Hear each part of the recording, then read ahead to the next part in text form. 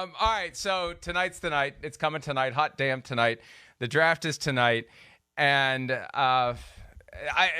we have gotten a better sense of who the number one pick is going to be. It keeps locking in to the point where last night on the points bet odds, Iggy Ekwonu had caught Aiden Hutchinson as having the same odds to be the number one overall pick with Travon Walker, the clear favorite. So now people are thinking, apparently, that the Jaguars, if they don't go Walker, it's not going to be Hutchinson at all. It's going to be offensive line.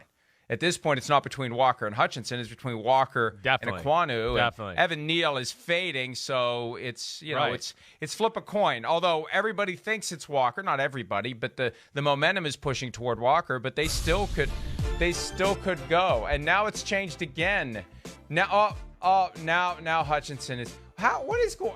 You know what had to have happened? Somebody saw that Hutchinson was falling, and they put some money on it, and that pushes his odds lower. And pretty much they didn't bite on Iggy Ekwonu, so he goes back to plus 800. But there's Evan Neal lurking at plus 2,000. That's a hell of a bargain. If they really throw us a curveball, if somebody's got inside information, if somebody's been talking to Trent Baalke and he's saying, all these people are crazy at Evan Neal, somebody's going to make some money at 20-1, Chris. Yeah, well, definitely. Hey, he's worth it. I like Evan Neal a lot. You know what my thoughts are. I think he is the best tackle in the draft because of his elite ability to protect the left edge there. He's a good guy, as you saw there. The jersey clip, he's funny accents. How dare he? What the hell are you talking about, Evan Neal? Our accents are fine. But he's going to fall because he's not the clean overall prospect Iggy Ekwonu is at the position, Mike. I think that's the biggest thing. It's just run game, some of that stuff. It's just not quite as clean. It's still real good. But Iggy Ekwonu, and I think why he and Travon Walker are kind of, those two guys we expect or we think it's down to in Jacksonville, I think we hit on it a little yesterday. Icky's got guard ability. He might be able to be Quentin Nelson or Zach Martin or one of those guys. So they might be looking at that if they are going to line, like we talked yesterday, going Cam Robinson extension, guy we drafted, Walker Little in the second round last year, and now we got Scherf and Ekwonu inside, and all of a sudden you go, oh my gosh, they got one of the better offensive lines in all of football. So I could see them going that, and I feel like it's going that way, but I don't know. This is the weirdest year ever as far as we thought it was Aiden Hutchinson forever. Now it's a curveball, and it's Travon Walker and Iggy Ekwonu, as it seems, at least in NFL circles. The Cam Robinson extension yesterday surprised me a little bit, right, by the value, because he was 1 year away from open market, highest paid offensive lineman in the league. I mean, that's how you get that crown. You hit the market. Now, there's other ways to do it, but Trent Williams got his deal as a free agent, right? He was a free agent. That's right. He was traded to the 49ers, and he became a free agent. He got a huge deal. The whole issue with the Washington football team and all of that, right? But still, he got his big deal in free agency. Yeah. Cam Robinson was 1 year away from free agency, and I haven't seen the full breakdown yet of his contract, but when I saw 3 years, $54 million that he got after trading in the franchise tag plus the trip to the market next year, I thought, man, I don't know if they squeezed him a little bit saying, hey, if you don't sign this, we're just going to draft an offensive lineman, and you're going to be a free agent next year, and you got to play a full season to get there, and you may get injured. They may not want you. He did the safer thing. Yes, he did. Right. But he's probably left some money on the table. You always got to weigh it against. Yeah. You got to weigh it against what you could have gotten next year as an unrestricted free agent with the salary cap going up, the market dynamics constantly changing. I was surprised. Yeah. But he must like it in Jacksonville. Maybe he's just so happy Urban Meyer's gone, he was willing to take any offer that they gave him at this point. Well, maybe. And, he kind of had like a rocky, bumpy road to the start of his career where it kind of just turned for the good really in the last year and a half or so, to where maybe he just looked at it that way to go, wait, I don't know. I mean, maybe he doesn't know if he's going to be that kind of guy that can just absolutely break the bank at the free agent. Like you said, maybe he's happy living there. He knows he's got a spot at left tackle. He knows he's kind of getting better, and he just took, like you're saying, money in the pocket, the safe deal. Now you don't have to worry about if I tear my ACL this year or anything like that. I got big-time money coming my way. But, yeah, I tried to mix and match. Does it really matter? Do you think it matters as far as who they draft? I don't know if it really does. Again, I think if they want to go edge guy, it sounds like it's Travon Walker. If they're going to go offensive lineman, I fully expect it to be Ike Ekwonu because of that new deal and because of, like we said, who they drafted last year in the second round.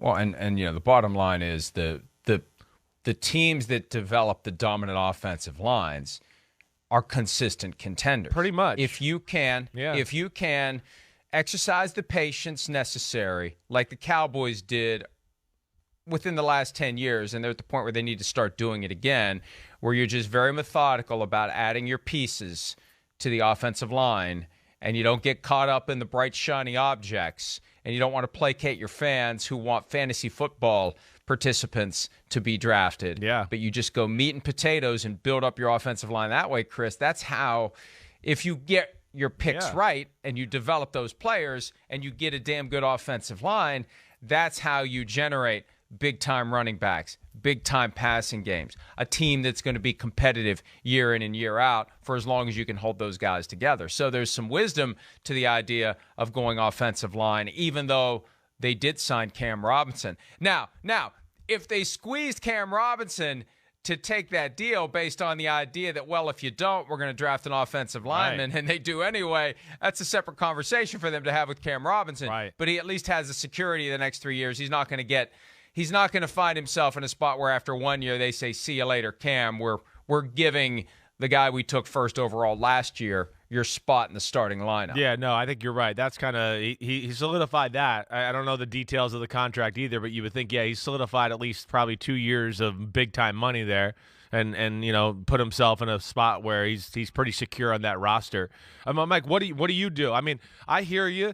Again, I'm with you. That offensive line, it's a huge thing. I mean, we saw the Bucs, what they've done the last few years. It's a big, powerful offensive line. The 49ers in the NFC Championship game. Hey, we saw what it did to the Chiefs. They tried to change it around. I mean, you said it right. You got a great offensive line, and you got a quarterback that you believe, ooh, he's good and he can make plays. That's when teams in this 2022 NFL, you can become dangerous. There's no question about it. But if you're the Jacksonville Jaguars, Mike, what are you going to do? Let's say, hey, we know Ike Ekwonu, it looks like he might play guard, do all that. You have this big, powerful offensive line, and you got a guy like Travon Walker who, is a little bit of he's a physical freak. He's going to be a good player. He could be Myles Garrett. Like, he's got that kind of ability. He could be that guy. What would you do? What would GM Mike do? I would be more inclined to protect my investment from last year. You would, yeah. And Trevor Lawrence, right. I would be. And when faced with that decision, I understand now why the Rams say F them picks, Chris. Because I'd rather have a sure thing. Right. I'd rather have a proven commodity because I don't know what Travon Walker is going to be. You don't want to miss with any of your first-round picks, but the last thing you want to do is join that list of teams who over the year have had abysmal, classic, failure first overall picks. You want a guy who's going to be money in the bank. But we've seen that it's not money in the bank, that it's still 50-50 even at the top of the draft. Look at Jared Goff in 2016. Look at Baker Mayfield in 2018, although the jury's still out on him. We'll see what he does with his next team. If he was not in the eyes of the Browns, a bust, they would not be looking to unload him right now as he enters year 5. So you don't want to screw up that first overall pick. And if there's some great elite player you can get in exchange for it, and you're going to have somebody who helps you make a difference right now, then you do it. The only difference is when you take the younger guy, you're paying him a lot less. The financial responsibility is lower. You get 3 years of certainty where you can't even, if he becomes a Hall of Famer based on his first 3 years of performance, until those 3 years are over, you can't sign him to another contract. But I now know why the Rams do what they do, because it's a hell of a pick. Sometimes when you have too many choices, you don't want too many choices. Like, somebody make this decision for me. I don't want to choose between Travon Walker and Ike Ekwonu. I don't know. I mean, because you could talk yourself into each guy 50 times over, and at some point you got to make a decision. You're right. You're right. You got to make a decision. I think you said some good things there. I mean, Ike Ekwonu maybe is a little bit safer as far as, like, it's not a projection as much as Travon Walker is. But Walker, of course, we know. I mean, edge pass rusher, and if you hit gold, it's, oh, my gosh, this changes our team and our defense, and we're one of the better defenses in football because we got, a freak pass rusher on this one side there. That's where it definitely is tough. And he's a hell of a football player. You said, though, I think two things I want to say. One thing, you protect the investment from last year. Yeah, you got two investments, really. Lawrence and Etienne, right? So, you'd like to see both of them succeed. And then the last, bit of thing or knowledge, I'll say at least, or it just makes sense to me, Mike, is you just hired Doug Peterson. If you hired him and you want him to be the guy, and we know he's an offensive guy, and he wants the offensive player, I don't know. Then go with the guys that you just hired and gave a bunch of money with, and let him build the team a little bit and run the show the way he wants to. At least that's the way I feel to a degree there. You make a good point, because just because Trent Baalke's the GM doesn't mean he's got the juice. Everybody's acting like Baalke's in charge. He hung on to that job barely by a thread. Right. They were going to throw him out for Adrian Wilson and Byron Leftwich. So to the extent that Peterson is the coach, that's the product of Shad Khan buying that approach. Yeah. And look, and Shad Khan's a wild card in all this. Remember, the owners are going to be involved in these big picks, these franchise transforming selections. The owners are going to have a voice. And Shad Khan's already on record making it clear he's going to have a voice. And Chris, this is where Trent Baalke, Doug Peterson, they're fairly new. Baalke has been around a little while longer than Peterson, who just showed up. You talked about getting Travon Walker and having a great defense. If I'm Shad Khan, I think back to 5 years ago when we had an awesome defense in Jacksonville. Right. A team that almost made it to the Super Bowl. What did that defense ever do for us? What did it ultimately do? And then it fell apart. Just like that. It was gone. In a league now that's driven by offense. Yeah. And you've already had this great defense and you didn't win SH-T with it. If I'm Shad Khan, I'm thinking, we got Trevor Lawrence. We got Travis Etienne. We paid all that money to Christian Kirk. We got to justify that investment. Well, if Trevor Lawrence can't get more than 1.3 seconds to throw the ball before he's crushed by whatever the weakness is on our offensive line, we need to have 5 guys across who can get it done. They paid the money to Brandon Scherf.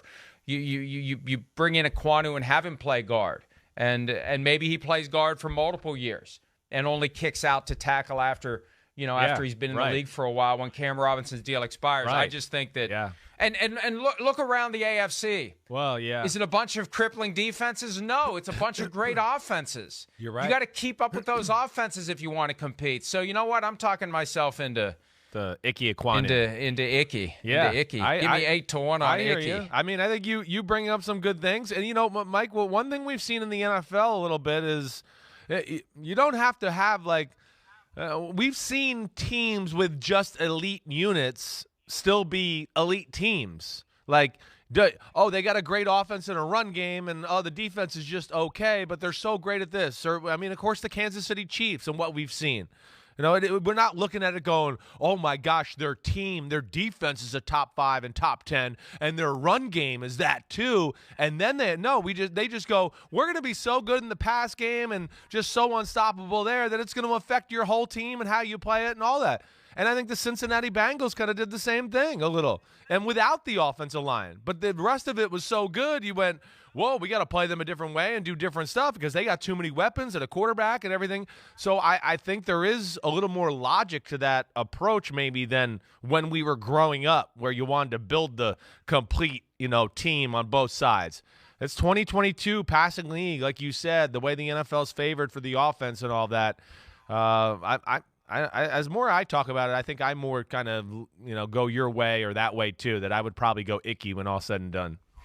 But this is just an example of what happens when you have two big choices and you got all this time, 13 hours. We're not on 12 hours and 40 minutes, 42 minutes. But still, think about how tormented the Jaguars are today. Yeah, with your life depending There on it is. It's back. The countdown's back up. But you're right. You got McGruber in there. The clock is ticking until the bomb explodes, and you gotta decide. You got to decide right now. Well, not right now, but you got all day think about it and rethink it. And, part of the benefit of earning that first overall pick is you have the prerogative to change your mind if you want. Sure, right. It's part of the fun of it. Yeah, we thought about this guy, but now we're thinking about this guy, but let's go back to this guy, and maybe it'll be this guy, but what about that guy or that guy? And then you just ping-pong back and forth, and you maybe settle on Ike Ekwonu. You could make a good argument, a very good argument. As we've talked this through, I am all in on Ike Ekwonu, and I'm only surprised you have not referred to him as Sticky Icky yet. Sticky Icky. Wouldn't that be a great nickname? It would be, especially if he's sticking all over defenders and they just can't get him off him and he's blocking them. Yes. But the other meaning as well. I understand. It's the good stuff. I didn't want to put that on this young gentleman yet. I didn't want to put that phrase on him. Let me say this. Well, it depends on whether or not he's drafted to a team that's in a weed legal state. Will there be tonight in your barn, as you have guests there, will there be any Sticky Icky? Well, I hope to be smoking some Sticky Icky when Sticky Icky's getting drafted. I hope that's what's going on. Yes, sir. I'm going to have a little fun tonight. A little, maybe I will be there. Come on in. You're more than welcome. You can stay at the house. No problem. Hi, I'm Mike Tirico, and thanks for watching. Make sure to hit subscribe for the latest news and highlights from NBC Sports.